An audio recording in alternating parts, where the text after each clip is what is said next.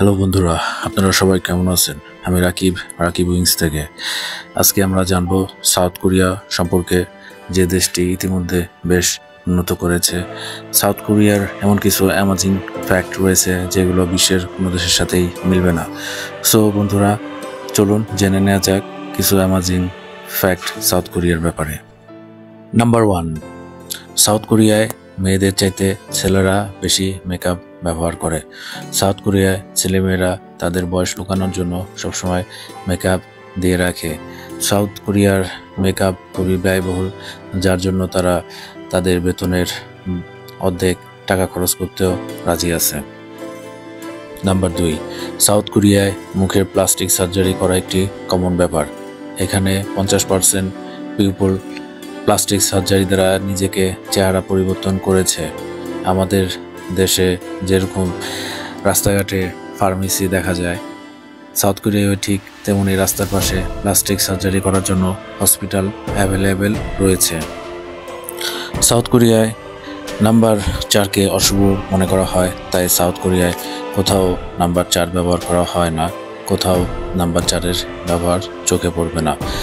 South কোরিয়ায় ভালোবাসা দিবসে মেয়েরা ছেলেকে গিফট দেয়, যা বিশ্বের অন্যান্য দেশের থেকে একটু আলাদা।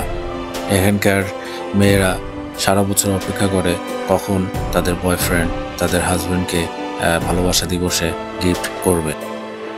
সাউথ কোরিয়ায় ছেলেরা মুখেরা দাড়ি রাখতে পছন্দ করে না। এর দুটো কারণ রয়েছে। প্রথম কারণ হলো, সাউথ কোরিয়ায় কেউ যদি দাড়ি বড় রাখে তাহলে তাকে পাগল বা ভিখারি মনে করা হয়। দ্বিতীয় কারণ হলো, এখানে কেউ দাড়ি বড় রাখলে তাকে চাকরি দেওয়া হয় না। এটি একটি অন্যান্য বিশ্ব থেকে খুবই আলাদা একটা ব্যাপার, যা তাদের বিভিন্ন কালচার থেকে তাদের আলাদা করে রেখেছে। এখানে একটি শিশু জন্মগ্রহণ করলে প্রথম দিন থেকে তার বয়স 1 বছর ধরা হয়। এখানে সবাই প্রচুর মদ্যপান করে। একজন কোরিয়ান ব্যক্তি বছরে প্রায় 30 লিটার মদ্যপান করে থাকে, যা পৃথিবীতে কোথাও দেখা যায় না।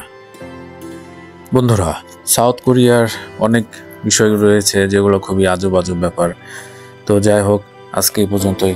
আবার সামনে নতুন কোনো ভিডিও নিয়ে নতুন কোনো দেশ সম্পর্কে আপনাদের জানাবো ইনশাল্লাহ। ততদিন আপনারা আমাদের সাথেই থাকবেন।